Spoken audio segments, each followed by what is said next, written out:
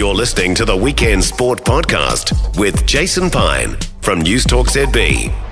The New Zealand National Basketball League's reputation as an innovator and change embracer has been further reinforced by the introduction of an historic trade window for the 2024 season.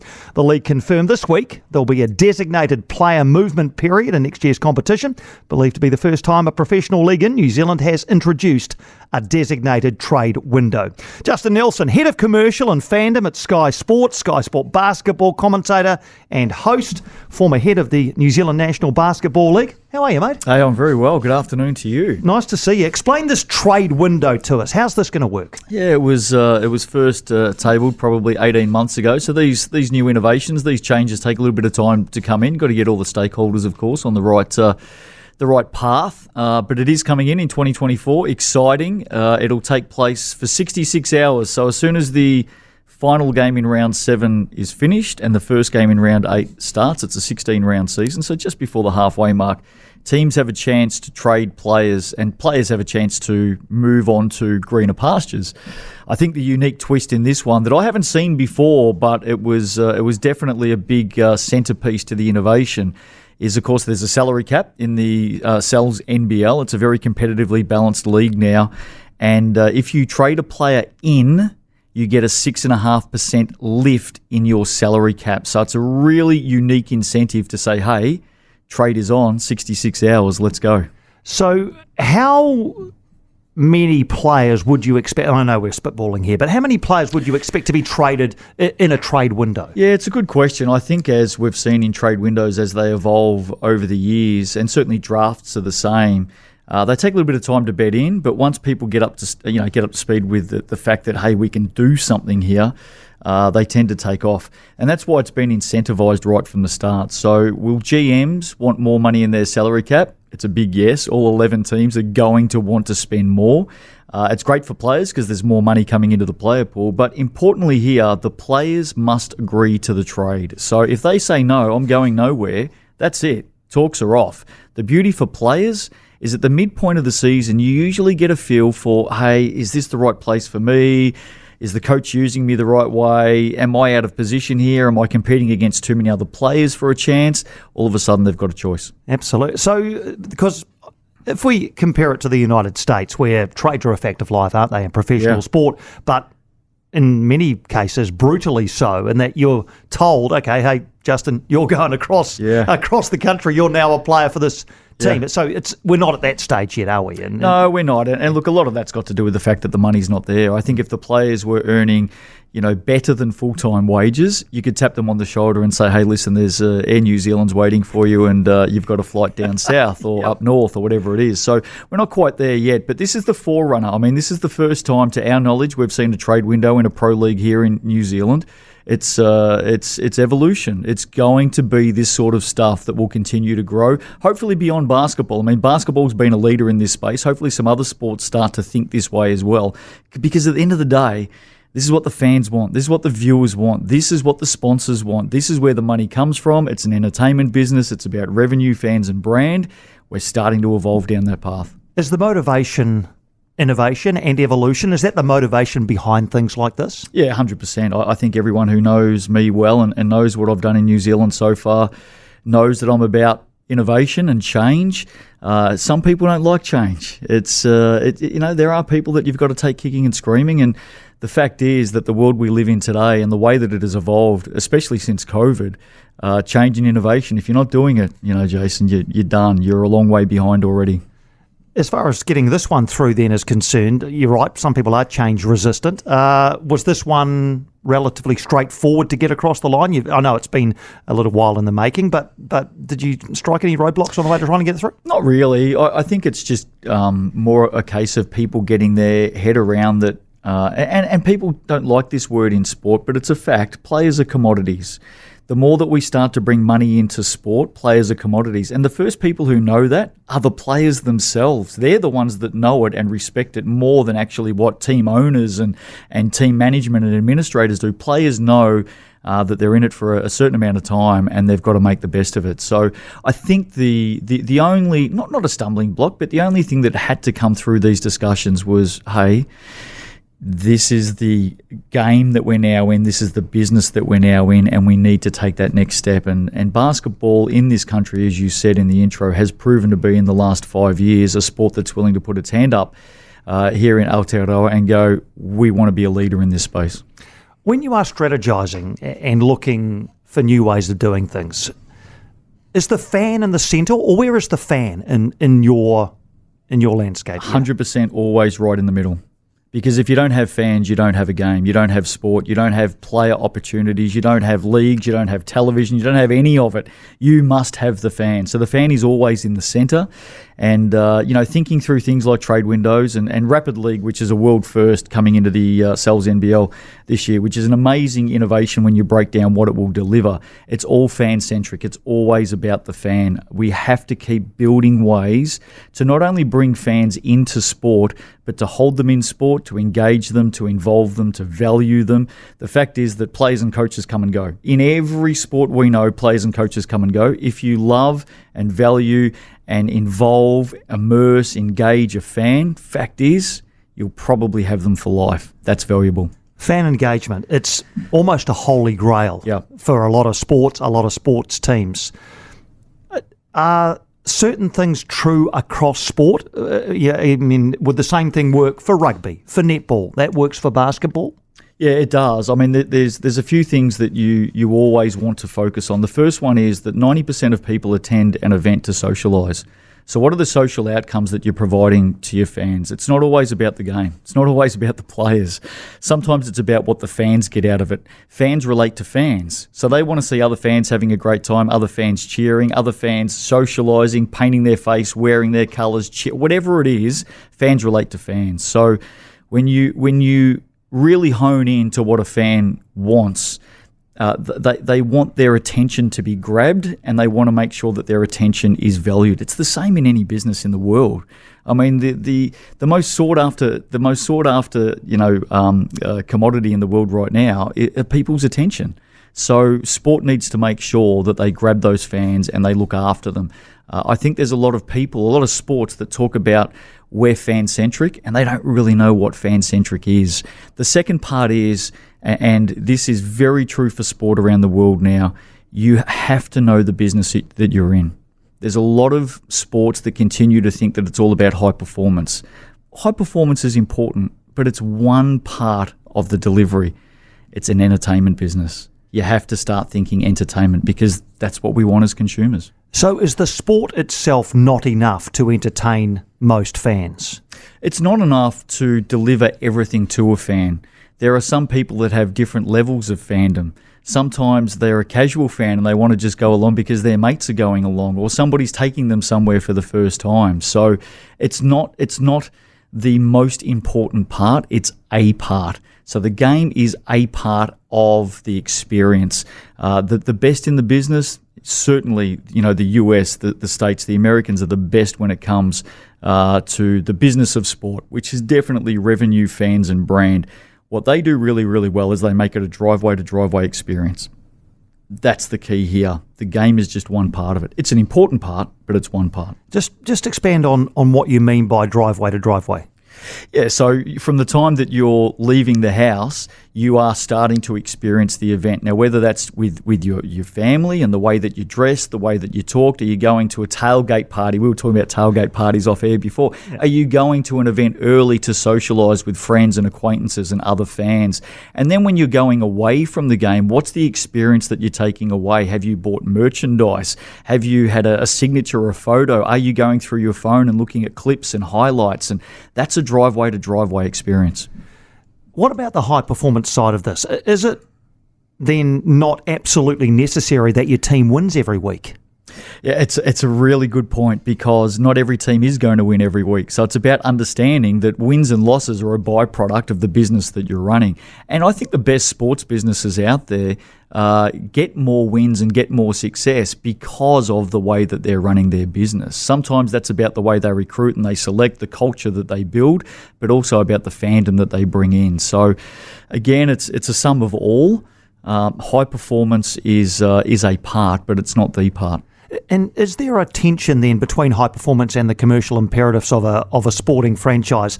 To give a fan an experience, that might mean that a player has to make themselves available, for example, which of course takes them away from doing the core business of trying to win the game. I think one thing that I try and talk to athletes about, and I've worked with different athletes at different levels over many, many years, the fact is that every athlete in the world, not in New Zealand, in the world, at every level, whether it be local on Saturdays to playing professionally in the Premier League, AFL, NRL, it doesn't matter what it is, every single athlete in the world at all levels started as a fan.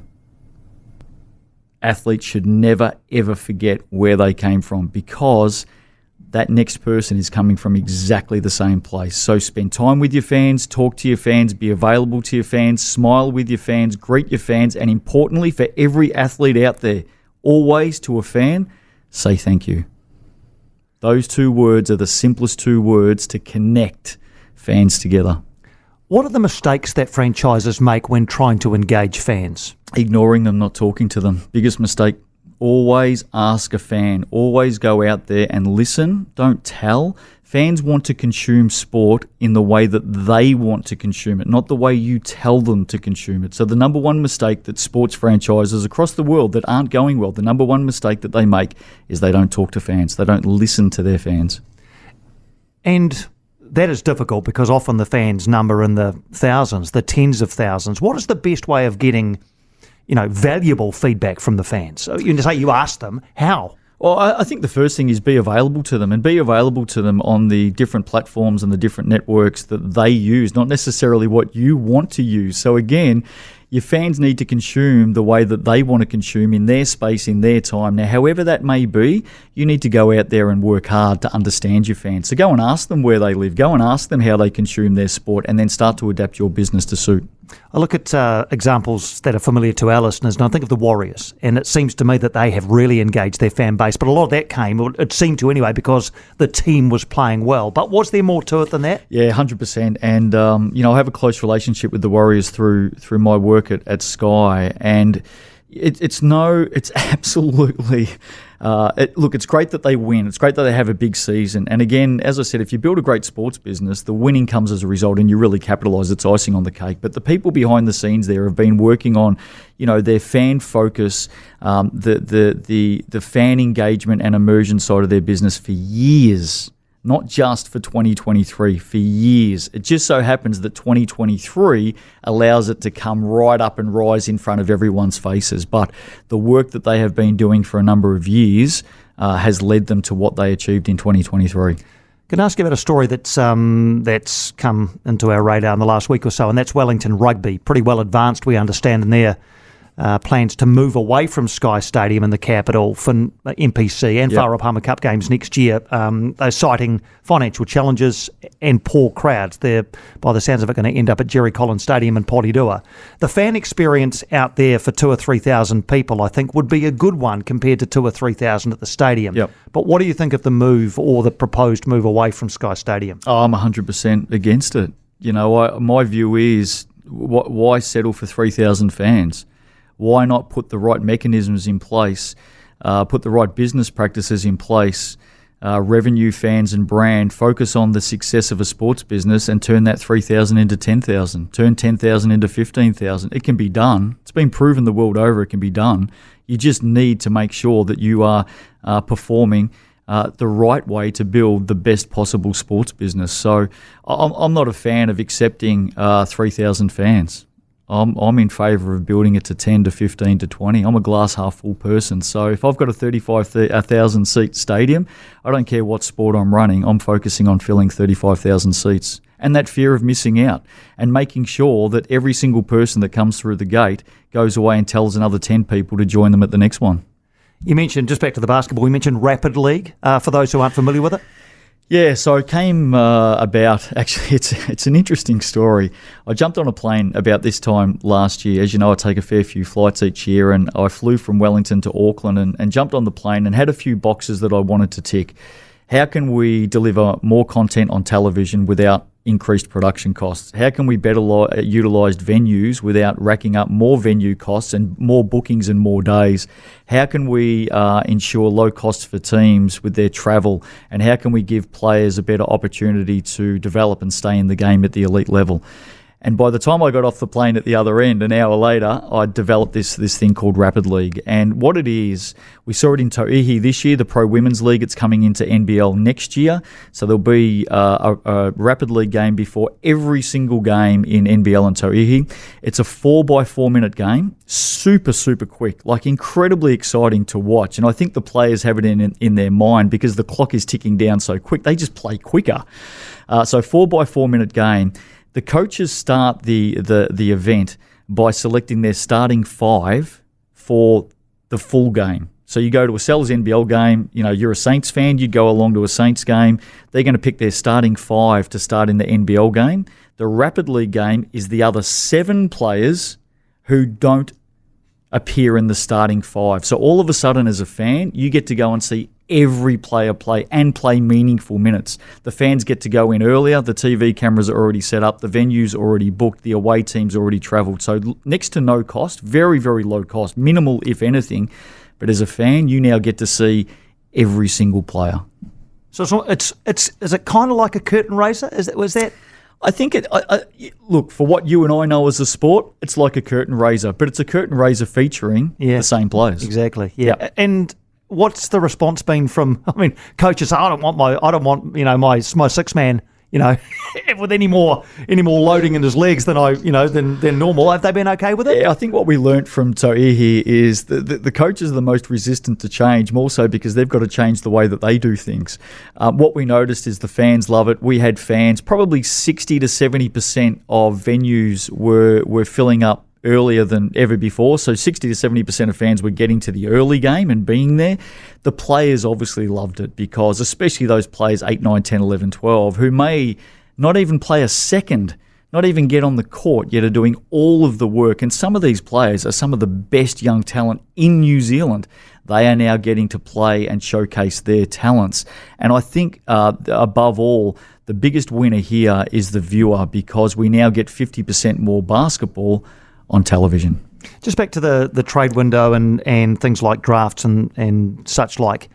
Do you think Super Rugby should go down that track? 100%. Yeah, I've been very vocal when asked about it. I think Super Rugby needs to move into being a full-blown entertainment business. I come out of being an AFL life fan. I've followed AFL all my life, and I think that Super Rugby is an entertainment business. At the moment, it's probably mixing or blurring the lines too much with being a high-performance business. Don't get me wrong, the All Blacks are high-performance. Do not get me wrong. But high-performance has a part to play in Super Rugby, but it's an entertainment business. And it should be an entertainment business. And you need to give the fans what they want. And I'd be the first one at the table to say, look, let's have a look at how a draft looks. Let's have a look at how trading looks. That's what the fans want.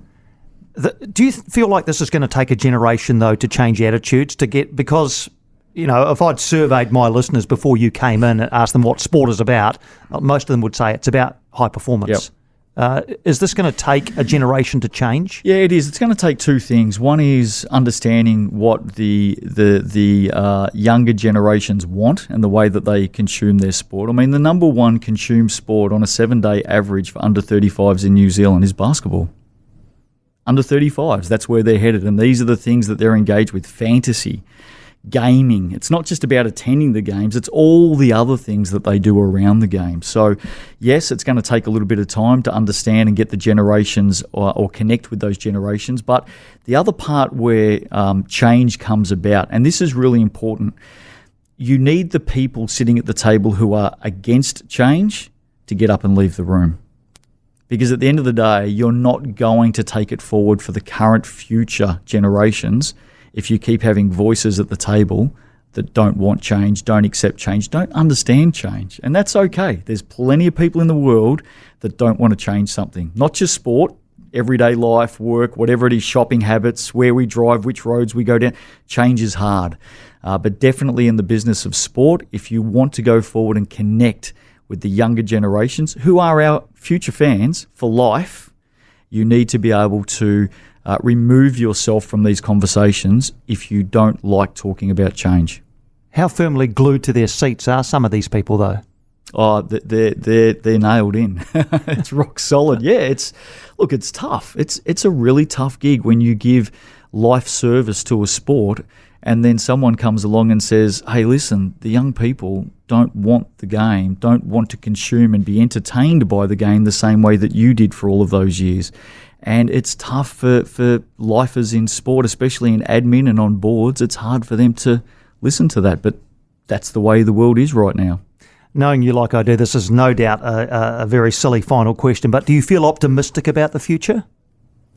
Yeah, I do, because I feel like we're starting to evolve. You know, we're seeing basketball do these things. And one thing I know about sport and sports administrators is they watch closely what's happening in other forms of sport and sports business. So I've got no doubt that people in other sports here in New Zealand will be looking at basketball and what the NBL and TOE are doing and just sort of sitting back and saying, hey, their crowds are going up every year. I mean, in the NBL, crowds have gone up year on year on year for the last, since COVID, since 2020, the showdown. So they must be doing something right. And I think that there's a lot of smart people in the business of sport, in all sorts of sports. And here in New Zealand, they will be looking at these things and going, well, maybe there's something in this. Maybe we need to have a chat to these people, learn about what they're doing, and how can we bring some of this stuff into our sport. So, yeah, we're going to see rapid involvement in innovation and change in sport in New Zealand across many sports over the next few years, no doubt. Fantastic to hear. Look, it's been just such an education, I'm sure, for everybody listening in, and of course for real optimism about what the future might look like. Put the fan at the middle of the conversation, and everything, by the sounds of it, goes from there. Great to see you, Justin. Cheers. Good on you. Thank you. Good to have you with us. That's Justin Nelson, Head of Commercial and Fandom at Sky Sport. You'll, of course, hear him and see him on Sky Sport around the basketball coverage, and a real innovative thinker around the way that sport should be consumed. For more from Weekend Sport with Jason Pine, listen live to News Talk ZB weekends from midday or follow the podcast on iHeartRadio.